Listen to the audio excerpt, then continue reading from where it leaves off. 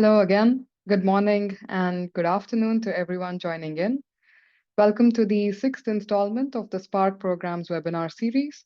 My name is Malvika and I work as a senior consultant at Carbon Limits, and I will be your moderator for today.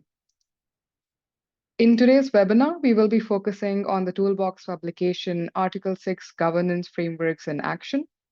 This report includes comparative case studies from 6 host countries looking into the frameworks, the institutional arrangements, and procedures of these case study countries.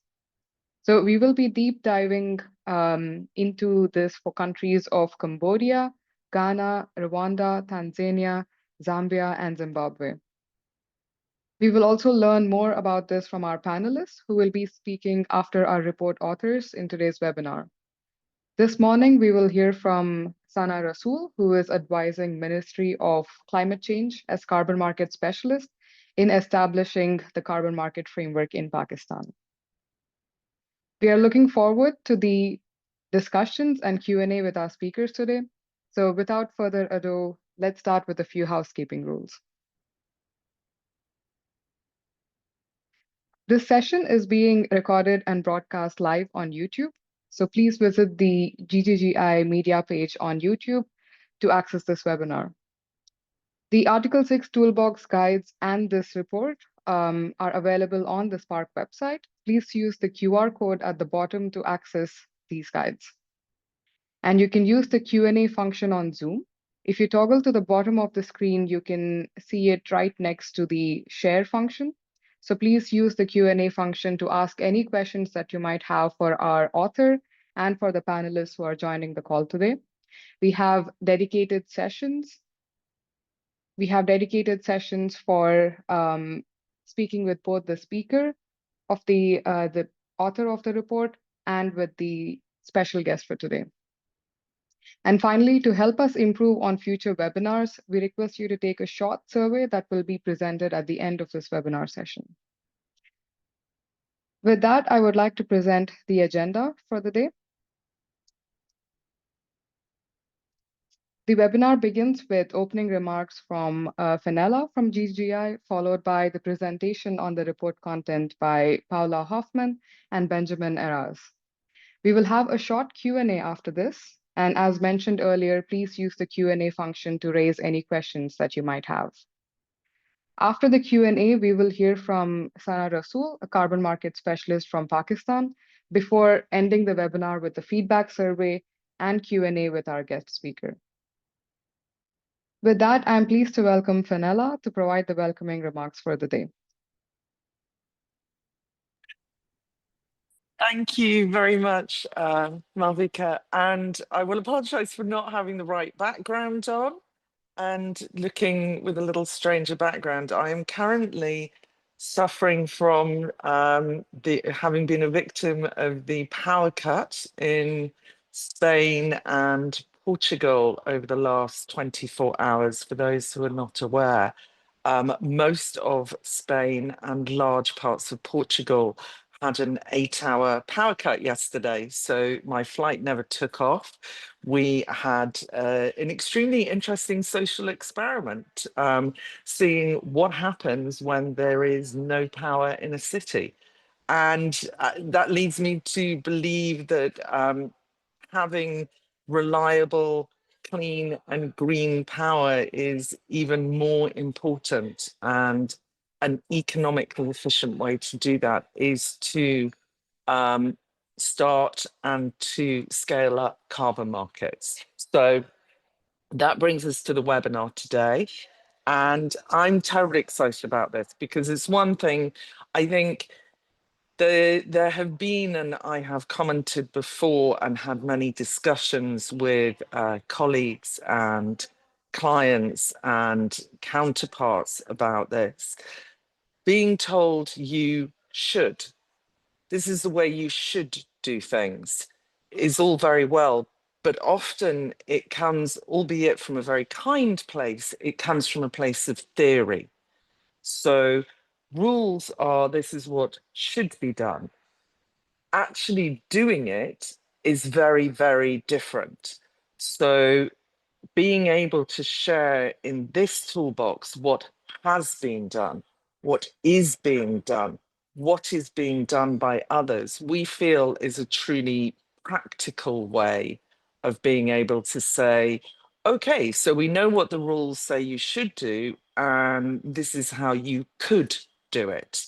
This is one way that we know works. It may not be the best way for you, but it is a way that another country has done it. And I'm glad we've got we have quite a spread of countries. So the government of Cambodia, we worked with the government of Cambodia 2, 3 years ago to put in place the governance frameworks. They were incredibly enthusiastic. We, as GGGI, took an approach of decision support, which is where we say, this is what you could do option A or option B or option C. That is what works within the rules and within your national priorities.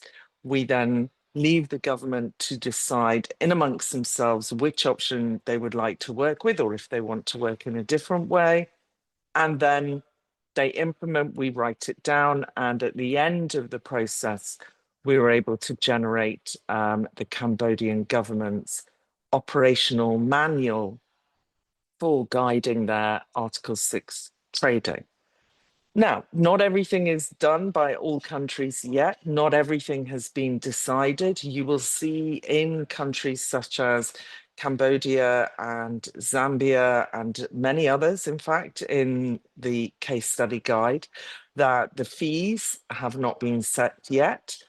This is incredibly difficult for countries. It must be appreciated. It is not simply about setting a number, but it's about how do you predict the amount of trade that will happen within and from your country into other countries.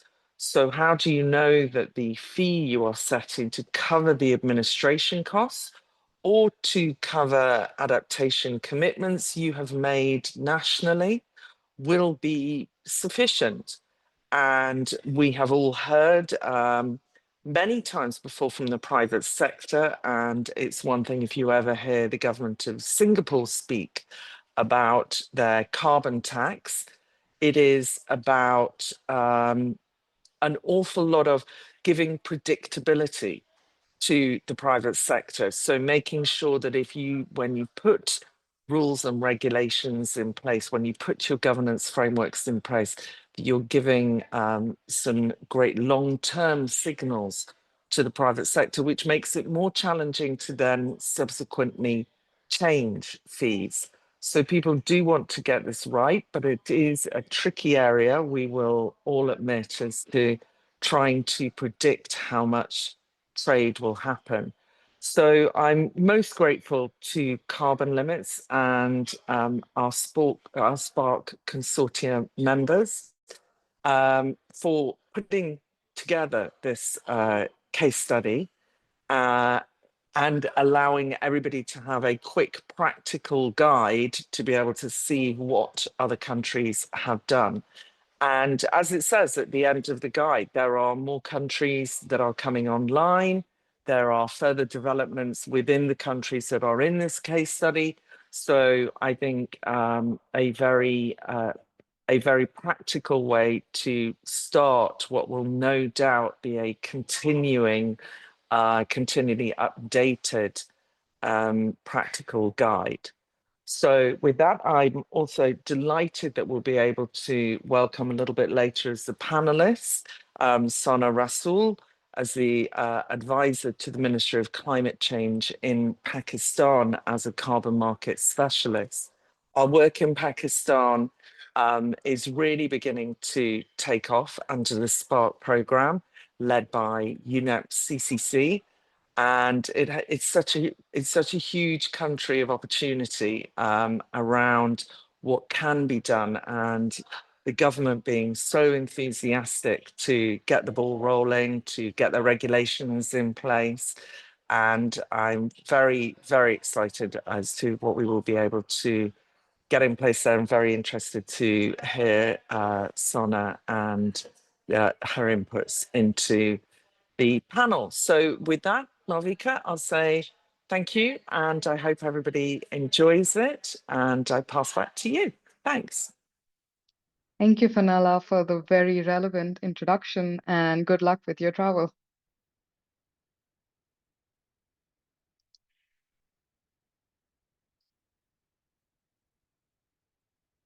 With that, I would like to now give a brief introduction to the ICI program structure.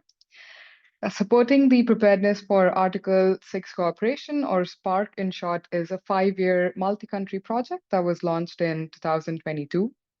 The implementing is led by Global Green Growth Institute, that is GGGI, and it is also supported by a consortium partners consisting of UNEP Copenhagen Climate Center, GFA Consulting Group, KPC, and Carbon Limits. The project aims to support countries to increase the climate ambition by enhancing readiness in 4 main countries, Colombia, Pakistan, Thailand, and Zambia, to participate in the international carbon market under Article 6 of the Paris Agreement. And to achieve this, the project aims to support governments with policy regulatory frameworks that is needed to participate in the market, along with increasing the private sector engagement.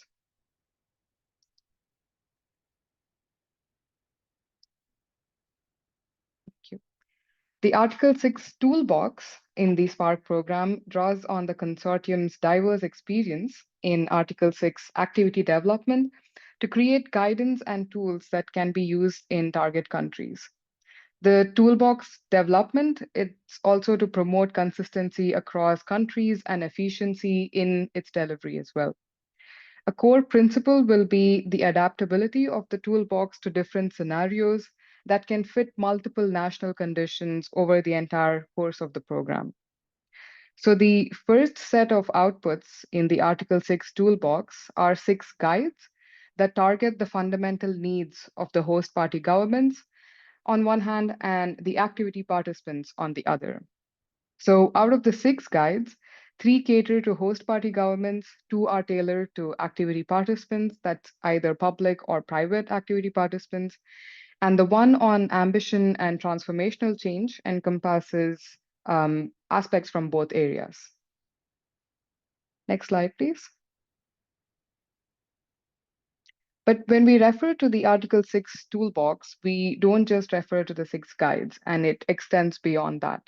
Development of training materials, potential tools, and other additional resources that can help with capacity building are also planned as part of this toolbox. So the SPARC Article 6 Toolbox guides, which were first released at COP28, provided structured and foundational knowledge on key aspects of Article 6. However, because the Article 6 landscape is evolving rapidly, there's a growing need for more current and detailed real-world insights. So that's where the case study report comes in. So it offers an opportunity for peer learning among countries and can be used as an information source for project developers and also for governments to look into these case studies and understand how other countries have done so. So that was a brief introduction to the SPARC program and the Article 6 toolbox. So I would now like to invite Benjamin Eras and Paula Hoffman to know more about the case studies report. I'll pass it on to you now, Benjamin. Thank you, Malavika, and good morning and good afternoon to everyone. Thank you for joining us today. My name is Benjamin Eras. I work in Carbon Limits, and we're super excited, as Fenella was mentioning, on the launch of the case studies report. We're looking forward to also receive your feedback and see how you sort of how useful you find this exercise. I think it's been a very fruitful and very interesting way of also testing a bit of all the concepts and different steps that we have portrayed in the different guidebooks. So you will see that a lot of those concepts are being tested out and used as comparison aspects throughout the report. But before I get into the details and before I let Pauli to give us a bit more in-depth understanding of how the actual content of the report is, I would like to give you a quick introduction first on the main aims of the report, but also on the analytical framework.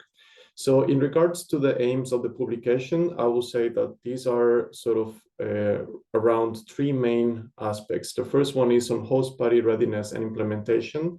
The second one is on a comparative analysis, and the third one is on guidance and support. So on host party readiness and implementation, we try to map out how countries identify opportunities, navigate risks, meet requirements, and establish institutional arrangements. I'm not going to give like a sneak peek or sort of give you all the details, but you will see how different each country identifies opportunities, how do they navigate risk, and what type of different decisions are being taken by different countries. It's not a one recipe suits all, but rather each one of the countries are doing their own understanding of Article 6 and trying to understand how they can better implement given their own country circumstances. On comparative analysis, we did a comparison and contrast of the host party approaches to key elements of Article 6 readiness. As mentioned before, a lot of the aspects that we tested out and sort of portrayed in the guidebooks are now being used as those approaches or those different factors that we're assessing throughout this report. So it's an amazing way for us to also test the knowledge that has been disseminated to the guidebooks. And the last one is on guidance and support. So we address frequently asked questions, and we try to provide orientation to host parties and activity participants, not only based on the case studies and how different countries interpret different terms and approaches, but rather what type of decisions can be taken and what type of different setups can be done based on our best understanding and sort of taking into account all of the different practices around the globe. So on the next slide, I'm just going to briefly also mention to you what are the different what type of analytical approaches we took into developing this report. So to conduct these case studies, the team led by Carbon Limits developed an analytical framework in order to structure the collection of data for the preparation of these case studies on host parties approaches that are based on key elements of Article 6 readiness. So the focus was on government decisions. So in this case, we're talking about strategy, institutions, procedures, and infrastructure. And this is to say that we didn't really focus much on the actual Article 6 activities in the countries. So the approaches of each country to each of these elements are described in detail in the case study report. These case studies, as mentioned before, were prepared by conducting test review and analysis of these Article 6 framework documents. So it's based on publicly available information. The 6 countries that we selected were Cambodia, Ghana, Rwanda, Tanzania, Zambia, and Zimbabwe. And these were selected on their front-runner status in early 2024. So what does that mean? What do we mean by front-runner status? So by front-runner status in early 2024, it means that these countries have launched publicly available information with high degree of completeness of their Article 6 framework documents. So another disclaimer that I would like to share with you is that the information that you see in this report is valid as of December 2024. But the SPAR project, including Carbon Limits and GGGI, plans to continue updating and expanding the case studies over time. So based on the detailed case studies, the team have prepared a summary figures that will be probably showcased the most during today's session by Paula. And in these figures, we do not only compare, but we also contrast the different approaches that each country has taken. So with that, I will set the floor and give the mic to Paula Hoffman, who will present the results of this exercise to us and who was the lead of the report itself. So thank you again, and over to you, Paula.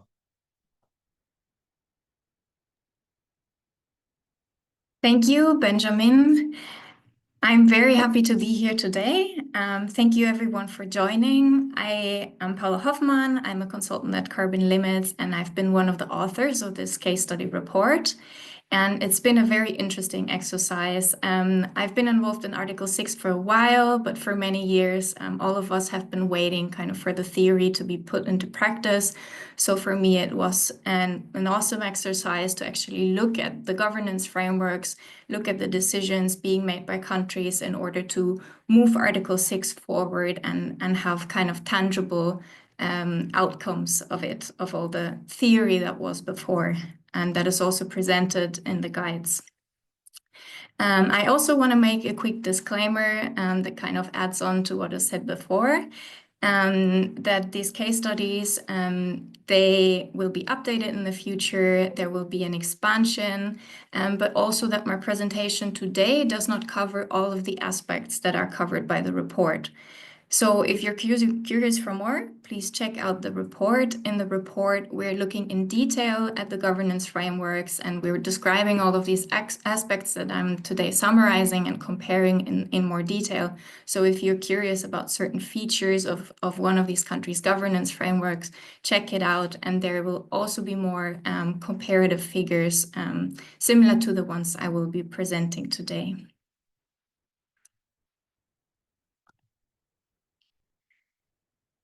So as mentioned before by my colleagues, and as many of you already know, many of the host countries that have expressed their interest in using the market-based mechanisms under Article 6 are still at different stages of engagement, both in terms of their institutional readiness, but also the very practical implementation.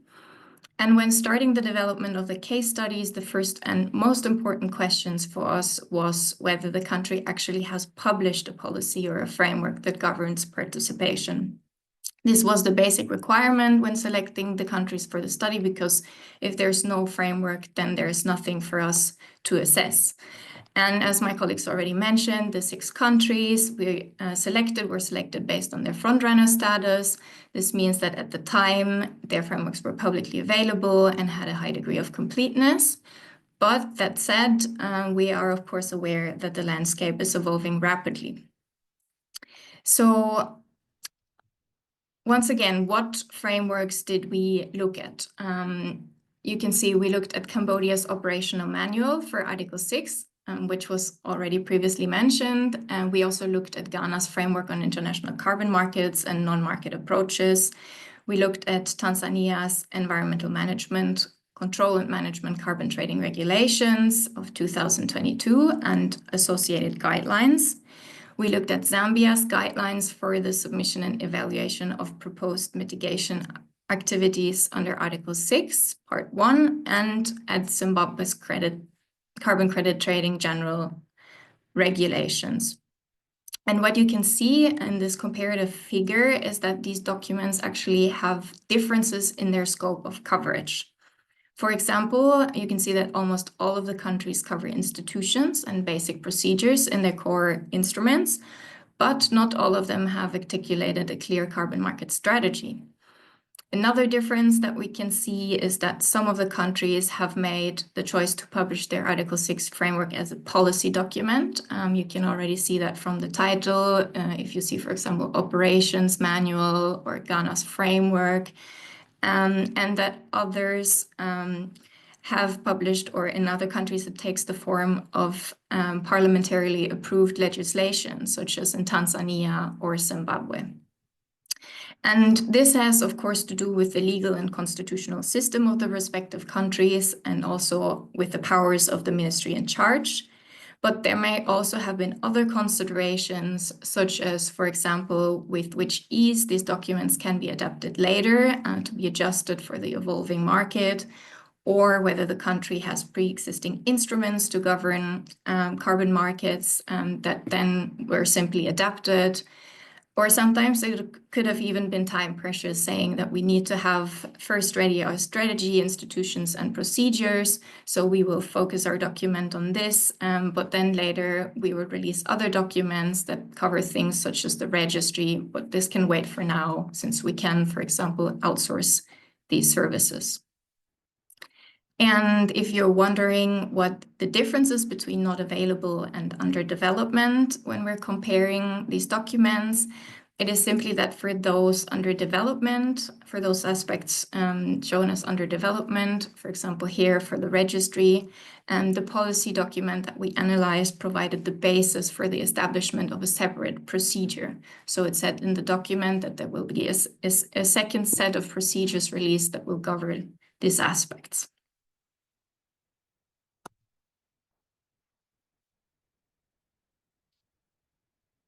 Another interesting comparison that we can make regarding the scope of countries' Article 6 framework is how and to what extent they cover different crediting mechanisms. And most of the reviewed carbon market documents cover mitigation activities under the Paris Agreement crediting mechanism, bilateral and independent crediting mechanisms. Independent crediting mechanism here refers to those crediting standards that are not governed by any international treaty or regional or national subnational regulation, but which have traditionally catered most to the demand-driven voluntary carbon markets. And popular examples for this are the VCS or the gold standard. And what we can see by comparing the countries' frameworks is that, for example, Cambodia is the only country whose document only covers Article 6 transactions, and these transactions, they can be based on the Paris Agreement crediting mechanism and bilateral crediting mechanisms, and that most other countries' documents also include provisions for how credits from independent crediting mechanisms may be used in Article 6 transfers. And also comparing the documents, we can see that all of them cover authorized uses of mitigation outcomes, so very tied to Article 6, but only a minority addresses non-authorized uses of mitigation outcomes. And to us, this suggests that most of the countries still need to resolve kind of the future interface between Article 6 and the voluntary carbon markets, especially with regards to the demand side, so the use of credits.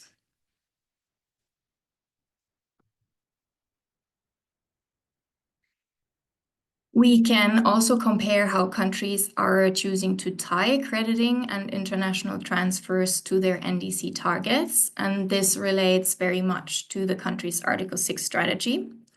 An Article 6 strategy serves host parties to select the sectors, the approaches to the private sector, to navigate opportunities and risks for their NDC achievement. And in our comparison, we were particularly interested in whether and how the strategy mentions the country's NDC goals and connects these to authorizations and transfers under Article 6.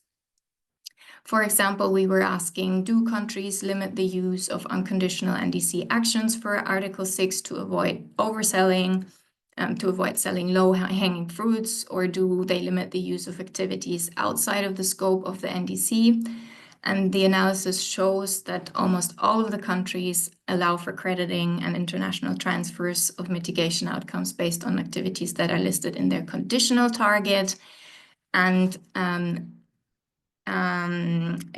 none of them allows for crediting and transfers from actions listed in unconditional NDCs. That being said, we also have to make the disclaimer that not all countries differentiate between conditional and unconditional NDC targets. And this you can, for example, see in the case of Tanzania, where the document rather speaks of priority sectors than differentiating between conditional and unconditional NDC targets.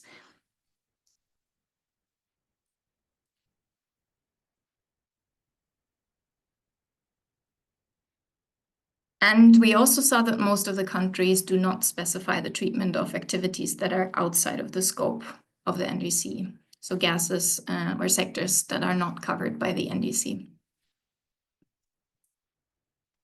Next one, please. And institutional arrangements are also part of the fundamental prerequisites for host countries to participate in Article 6, because assigning roles and responsibilities allows them to be prepared to authorize and execute transfers of ITMOs for the different purposes, and also to track and account and report on mitigation outcomes to meet their national goals. And as such, they are a core part of an effective Article 6 strategy that also promotes institutional coordination and that can build on existing capacities when appropriate for parties. And when we compared the institutional arrangements of the countries from our case studies, then we see that almost all of them have already allocated the key roles and responsibilities that are important for engaging in Article 6 transactions. But what we also see is that these institutional arrangements are very diverse. So some countries, for example, involve committees composed of various entities such as ministries and directorates for Article 6 policy coordination and high-level strategic support. You can see this in Ghana or Rwanda. And other countries' policy decisions are led by a single ministry or department. So, for example, in Cambodia, Zambia, and Zimbabwe. And countries also differ in assigning the role of authorization, the entity that authorizes mitigation outcomes, either choosing the lead ministry or a department in the lead ministry. And these different choices are, of course, again, highly reflective of the national context in the countries, for example, tied to the regulatory mandates of possible institutions that carry out Article 6 functions, but also legal, institutional, and political practices.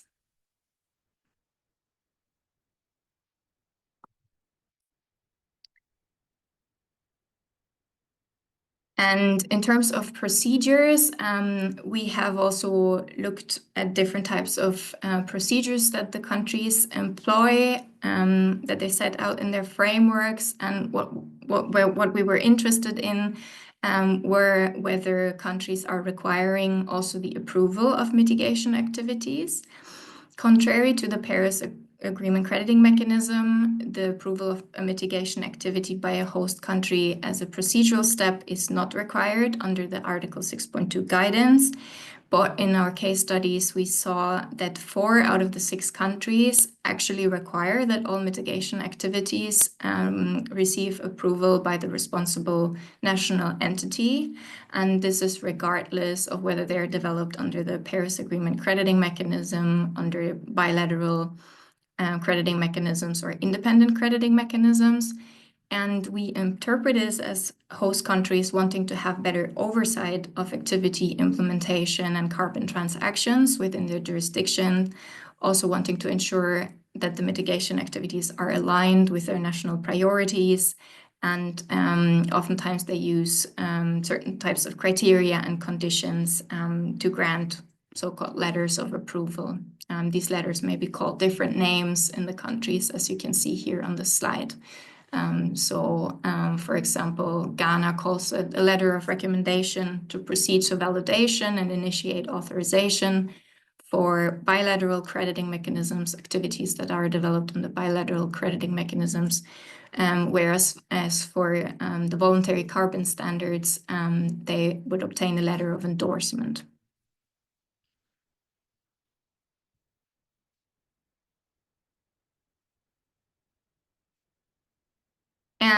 And we also see that host countries specify the eligibility of mitigation activities for authorization using different approaches. For example, they can use negative lists indicating which types of activities are not eligible for authorization, or they can introduce a positive list of activities that are considered eligible. And so far, we see that they use either a positive list of eligible activities or a negative list, or a combination of both. However, these positive and negative lists, they can mean very different things in different countries. So, for example, both in Cambodia and Ghana, mitigation activities on the positive list confer automatic additionality, but they don't guarantee that your mitigation outcomes are authorized necessarily. And both in Ghana and Zambia, mitigation activities on the negative lists are ineligible for authorization. Whereas in Cambodia, mitigation activities that are not on the positive list are not eligible for authorization. And in Rwanda, Tanzania, and Zimbabwe, we do not have specified authorization procedures yet. So we do not know yet whether they will have positive or negative lists.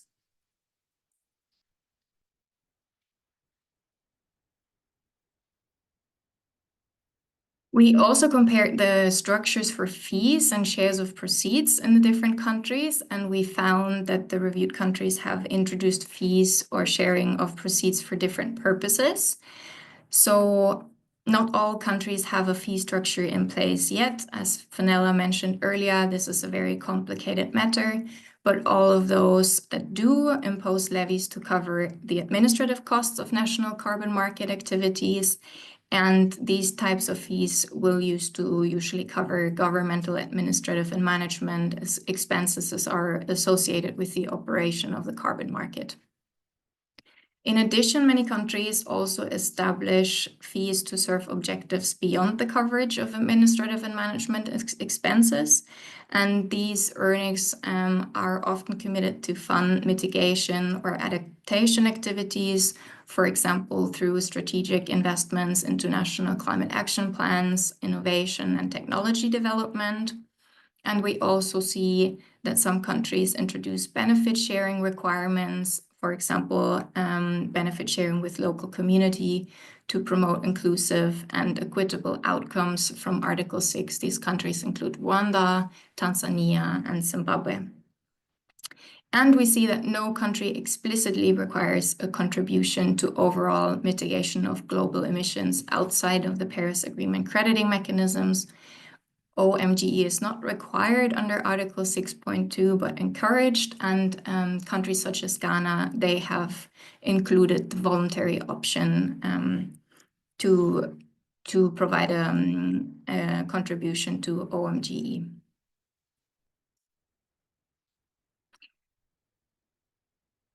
Yeah, that was it from my side. I'm very happy to engage with you in questions later. Explain a little bit more about our case study activity if you like to. And I think we have a poll for you, right, Vika? Yes. Thank you, Paula, for the presentation. It was very good and very easy to follow as well with the summarized figures. So I would encourage our audience to please respond to the poll. And meanwhile, I'll be asking Paula some questions that have been asked in the Q&A function. So please also use the Q&A function to ask any questions that you might have. And even if we are not able to tackle all of the questions, when we move on to the guest speaker, Paula will continue answering them by typing responses in the Q&A function. Thank you very much, Paula. So one of the first questions for you, how is fee and share of proceeds, how are they defined and how are they different from each other? So fee and share of proceeds, that can relate to kind of the way of the modalities or the modalities on how these charges are introduced. A fee is usually a direct monetary contribution, and a share of proceed can be set, for example, as a percentage. And share of proceeds can also be set in two different ways. So they can be set also as a percentage, as a monetary contribution. Let's say from the total revenue earned by carbon credits, or they can be introduced as in credits themselves, so that you would, for example, sell a certain amount of ITMOs, and then a certain percentage of ITMOs goes into a fund or a reserve and is then later resold. That would be the main difference. Yeah. Perfect. Thank you, Paula. That was clear. Then there's a question on what criteria was used in selecting the 6 countries that have been presented in this report. So, as I said before, the main criteria for us was actually the public availability of their governance frameworks, carbon market governance frameworks.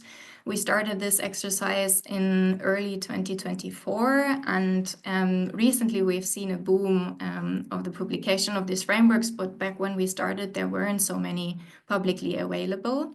And what also mattered to us is that they cover sufficient aspects that they are comprehensive enough for us, so that we can actually conduct this analysis on these different aspects. Thank you, Paula.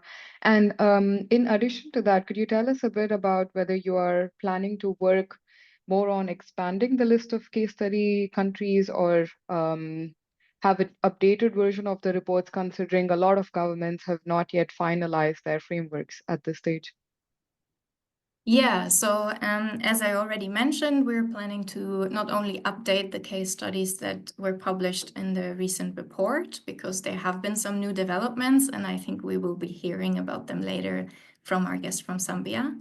But we also want to expand the case studies, and we are specifically interested in more of these comparative studies, because we think it's a very interesting exercise, and I think we will at least have another 10 countries that we can look at, and that we can use this analytical framework to see what types of decisions they have made.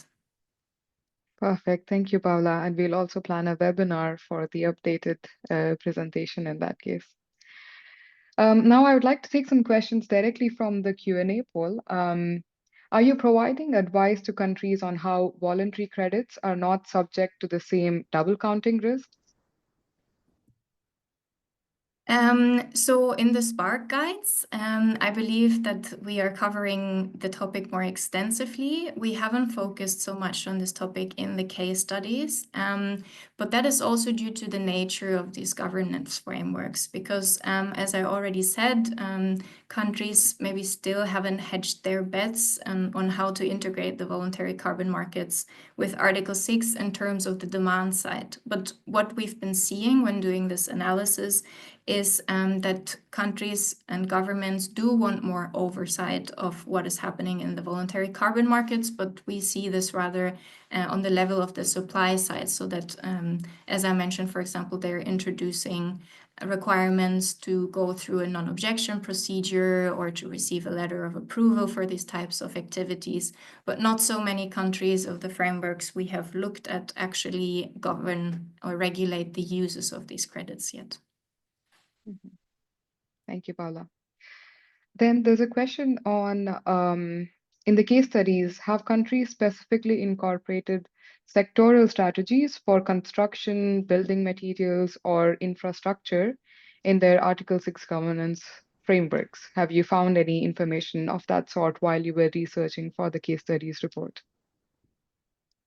So a lot of the governance frameworks that we looked at, they either refer to their NDC targets, which one then can analyze in more detail what do these conditional or unconditional NDC carbon targets cover, or they have already established a set of criteria, for example, for mitigation activities to receive authorization, where they then also list certain priority sectors. I would point to our case study report for more detail on each of the countries. But I think looking into the NDC targets, conditional versus unconditional, it is probably possible to find these sectors listed there, at least in some Thank you, other Paula. countries, depending, of course, on national priorities. Of course. Thank you, Paula. So maybe one last question before we move on to the next segment. So some people would be curious to hear more about the approaches that these countries have taken on registry development and access. Yeah, that is a very good question. We have also looked at registries, but very briefly in our comparative case studies. So if you want to check out our findings, I again point you to the report. The findings are not very detailed. I have to set this disclaimer because in a lot of countries, registry development is still in progress. And it is, of course, a quite technical aspect. What we can see is that many of the countries choose to develop their own bespoke registry, but this is a lengthy procedure. And this is why we, for example, also see that this element is not always covered by the Article 6 governance framework, but that the government indicates that there will be a second set of procedures governing registry and registration of activities. Thank you very much, Paula. And we have the results of the poll as well right on time. And wow, it looks like everyone has learned something new today from the webinar and the Q&A with you. So thank you very much for that. And there are still a lot of questions open in the Q&A function, and we have to move on to the guest speaker. But it will be great if you could continue responding to the questions on the Q&A because our audience have been quite active. So there are quite a few questions for you and a lot of interesting ones as well. Fantastic. Happy to do so. Thank you very much, Paula. And as Paula mentioned, this is a very brief summary of the report, and the case study report is quite comprehensive, giving you details on what the frameworks of each country entails. And the link to download this report has been shared with you in the chat function. So please do download the report, and we are always happy to receive any feedback that you might have on how we can improve this report in the next version and the updates that we will be working on. So thank you, Paula and Benjamin. It's now time for our next session with our guest speaker for the day. And we are very happy to have Sana Rasool with us today. She is advising the Ministry of Climate Change as carbon market specialist and is involved in setting up a robust carbon market framework in Pakistan. So without further ado, I would like to pass this on to Sana now.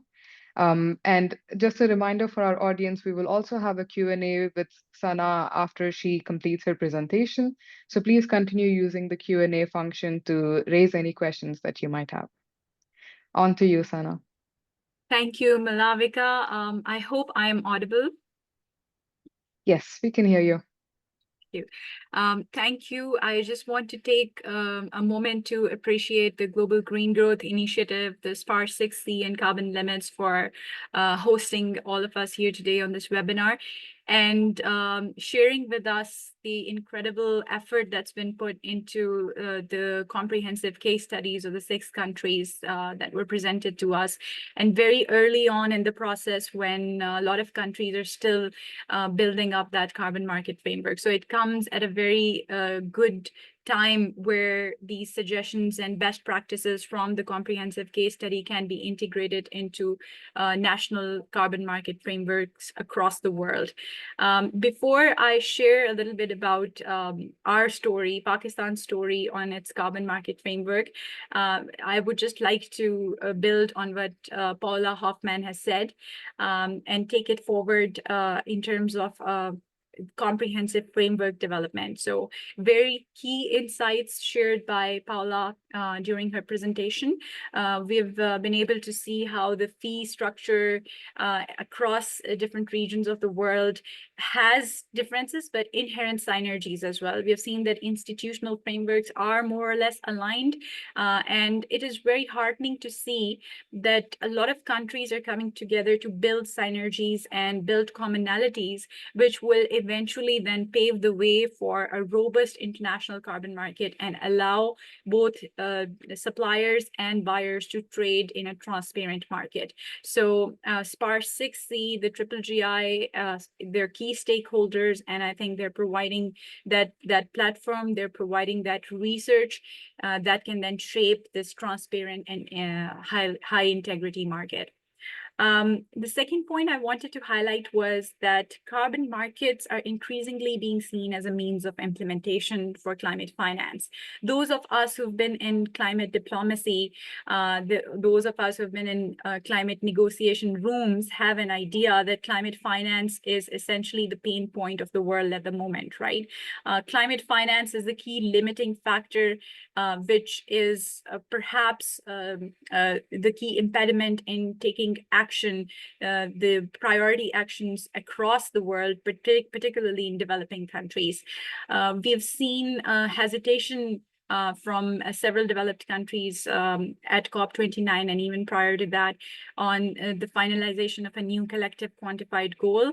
We have seen that climate finance in general has squeezed up in previous years. And there has been a lot of discourse around means of implementation to enable climate action in developing countries.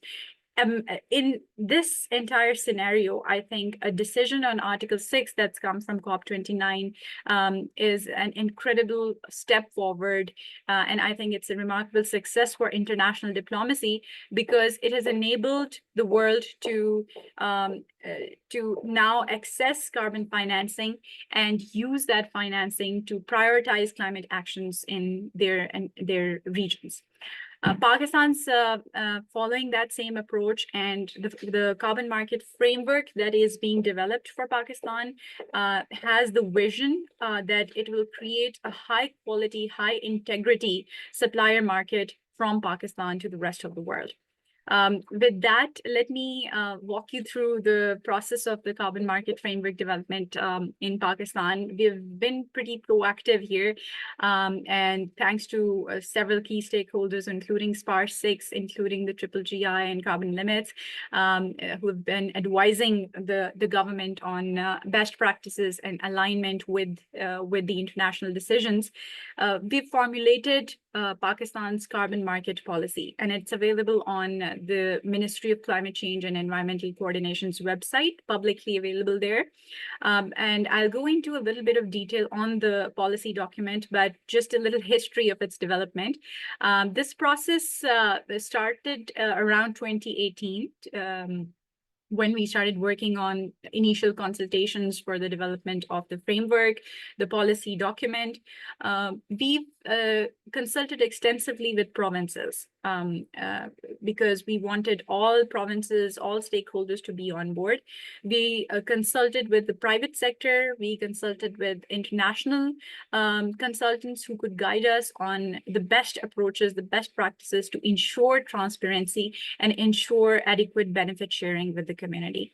But most importantly, we've tried our best to keep our decision, to keep our policy framework aligned with the language and the meaning of the UNFCCC decision, because eventually that is where, that is the framework within which, the ambit within which Article 6 trading is going to take place. So we want to keep ourselves aligned with that decision at all time. So there are two essential components, two major components of Pakistan's carbon market policy. The first is the institutional and the regulatory component, and the other is the fee structure. So I'll briefly go into each of these components. On the institutional and regulatory side, the Ministry of Climate Change and Environmental Coordination is designated as a national authority. And the designated national authority then coordinates with the UNFCCC to issue the host country approval for Article 6 projects. Within the Ministry of Climate Change and Environmental Coordination, we have a carbon market secretariat, which looks at carbon market projects, which assesses the methodologies that have been applied to these projects, which reviews the technical feasibility for carbon financing of these projects. And it also serves to advise project developers on how they can participate in voluntary and compliance carbon markets. So the Carbon Market Secretariat within the Ministry of Climate Change is the primary body which is looking at carbon credit trading. And then we have, in continuation of the policy document, which is essentially the guiding document for the framework, the market framework, we're now in the process of developing a comprehensive set of rules and regulations, again, aligned with the United Nations Framework Convention on Climate Change, the rules, modalities, and procedures of the UNFCCC, and the Article 6.2 and 6.4 decisions that have come from COP29. SPAR6C, the GGGI, there are key stakeholders. We are also engaged with their expert opinion on developing the rules and regulations to ensure that there are no pitfalls and that integrity of the carbon market can be maintained at all times. We have in place mechanism for the development of the MRV, the Monitoring, Reporting, and Verification Framework, which is being developed as we speak. And it is being aligned with Article 13 of the Paris Agreement, which is on enhanced transparency framework. So we want to ensure that carbon reporting that we have to do, mandatory carbon reporting and the biennial transparency framework is aligned with the UNFCCC and also with international best practices. So we are integrating the Article 13 and Article 6 frameworks to build an MRV system, a national MRV system. Another, initiative on the institutional front is the development of the national registry. Pakistan's national registry is being finalized. It is being customized as we speak. The agreed electronic format, the interoperability requirements are being met. So we've come a long way. We're just in the testing phase, and then it'll be implemented hopefully in near future. So we have we are hoping to have the registry very soon. We have the monitoring, reporting, and verification framework that is being finalized. And then the benefit sharing mechanism is another key highlight of the policy, the carbon market policy. It mentions specifically that whoever owns the tree owns the credit. So the essential idea is that the benefit of carbon financing should go to the communities. But I'd like to be candid here and express that perhaps not only for Pakistan, but for a lot of countries, we would have to sit down and really think about how we can ensure that the benefits are transferred to the local communities, because that is one of the, I think from a policy perspective, that's one of the most difficult challenges that policymakers often face, right? How to ensure that, how to monitor that, how to track that the benefit sharing mechanisms actually in place and it's doing what it's meant to do. And also learning from the clean development mechanism and this transition to Article 6, we want to avoid the mistakes or the challenges that we faced in the clean development mechanism implementation.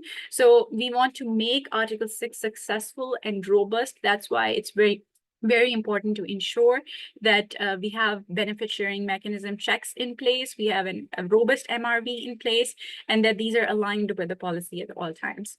On the fee side, Paula shared some interesting insights about fee structures from around the world. And Pakistan's also developed a fee structure, and we've tried to keep this fee structure as simple as possible, so as not to create a burden on project developers, and also to promote a smaller scale project developers to enter the national project pipeline.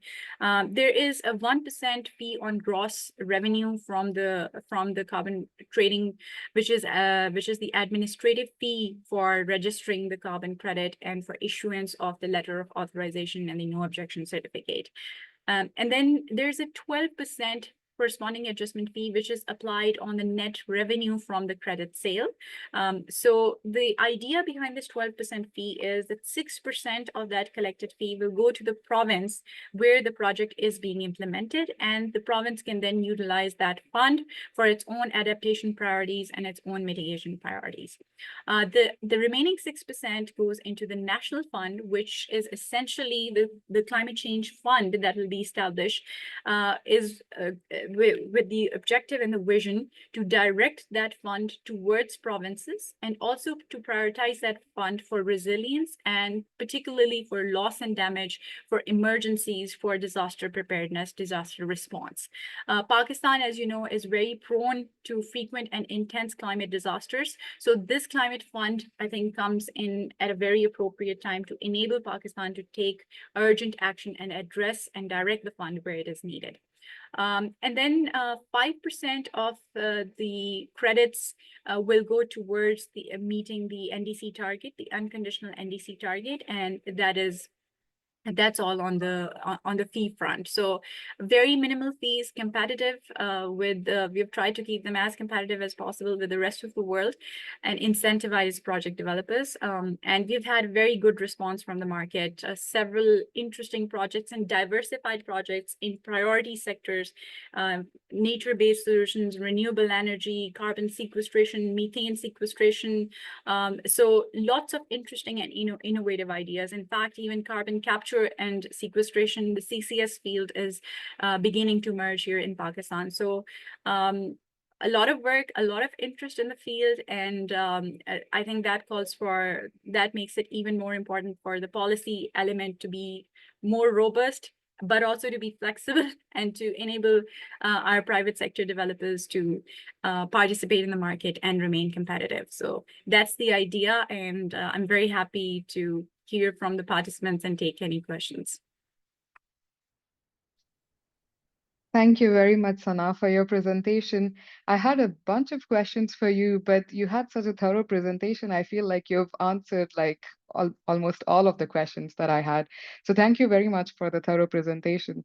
I had a question about the obstacles you faced along the way, but you've already presented it in terms of not to repeat what the lessons learned from the CDM, etc. But could you share with us any important lessons that you learned along the way? And what sort of guidance would you give governments that are currently working on developing their frameworks? Yes, that's actually a very good question, Malavika. Well, one of the key lessons that we learned very early on in the process was that it's very important to engage stakeholders, and stakeholders do not only employ a particular sector. For example, the public sector, it would mean a diversified network of stakeholders, particularly private sector stakeholders, because eventually these would be the project developers, they would be the managing authorities for these projects. So taking that insight from the private sector was very crucial, was very critical to developing not only the institutional framework, but also the fee structure and the benefit sharing mechanism.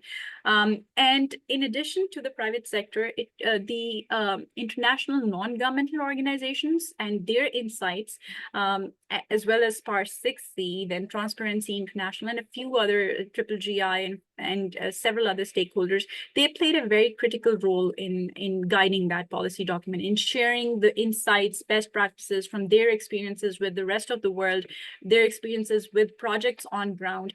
And we were able to integrate the lessons learned from there to ensure that we have integrity checks in place. And so far, we've not had any major concerns on the integrity front. And we are hoping that in the draft rules and regulations that are being formulated, we'll be able to enhance the integrity and transparency element even further. So that's the idea. Thank you, Sana. Just a brief note to our audience. We know we have reached 10 a.m., but Sana, if it's okay, maybe we can take 5 more minutes to answer some of the questions, and whichever audience member is available to stay, they can stay as well. And we also have a survey that has popped up right now, and this survey, your responses will help us improve the webinars going forward. So please do respond to the survey that has popped up. It's quite short. And Sana, you already started mentioning about involving private sectors in the development of the framework. How has the framework been received by stakeholders, both in the private sector and beyond, other stakeholders that are involved in this process? So, Malavika, it's interesting to note that the carbon market policy has been widely appreciated across both the public and private sectors. I think, and that's also a very important lesson, not only for the carbon market policy development, but for across the board for all policy and regulatory framework developments. Because when we tend to involve stakeholders at an early stage during the consultation process, it helps to build that confidence in that document itself and also increase its acceptability. So that is what happened in our case. Of course, there are still some aspects that we are trying to address through our rules and regulations, which will be more comprehensive version of the policy document. But I think it's been very interesting, and the response that we've received from the private sector has been very enthusiastic, and the fee structure that was kept within this policy document is also competitive with the rest of the world. So we've not had a lot of reservations from the private sector on that. Yeah. Perfect. Thank you, Sana.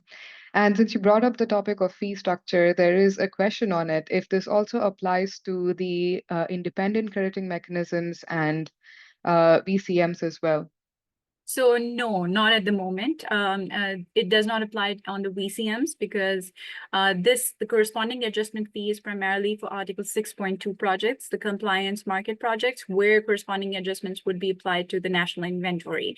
But when a letter of intent and letter of authorization would be issued to any project, whether it's a VCM project that's requesting that support letter, or it's a 6.2 project or an Article 6.4 project, the administrative fee becomes applicable, because then it's the nationally designated authority then gives that support letter, so the administrative fee becomes applicable. But the corresponding adjustment fees only for compliance projects where corresponding adjustments would be applied. Perfect. Thank you, Sana. And does this also apply to approval of the projects in the independent crediting mechanism and VCM? Do they need the approval from the DNA? So it depends from project to project under the independent crediting mechanisms. If they require that approval from the government body, then that fee is applicable. Otherwise, VCM projects, a lot of VCM projects are taking place in the market right now, and no fee is applicable on these projects at the moment. Yeah. Perfect. There was one more question about the registry that Pakistan is using, but I believe you mentioned it is currently being finalized, correct? Yes, so Pakistan's in the process of just finalizing and customizing its registry, and it'll be onboarded very soon. But at the moment, we're just in the pilot testing phase. Perfect. There is one very interesting question. How can young researchers and professionals contribute to the ministry's ongoing efforts in operationalizing Article 6 mechanisms, especially in sectors like green infrastructure? I think that's a good question to sort of encapsulate our discussions today.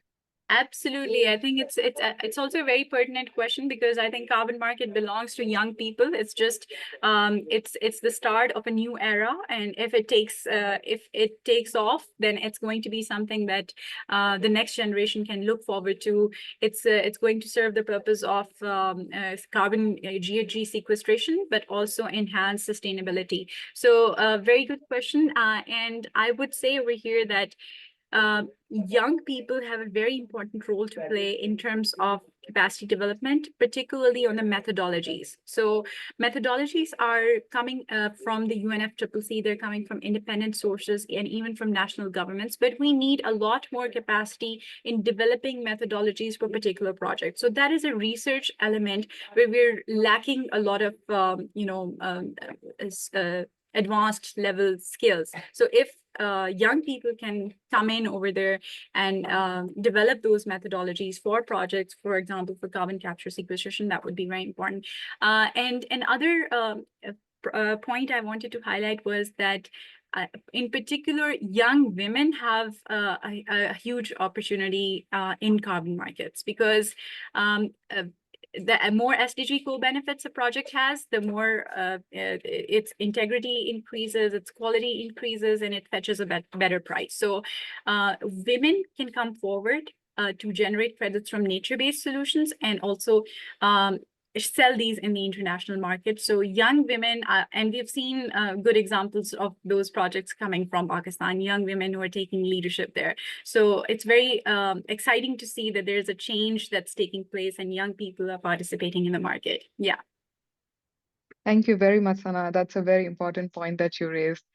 I think that ends the Q&A session with you today. I would like to thank you very much for your incredible presentation. I think it targeted all of the questions that we had. So thank you very much for the thorough presentation.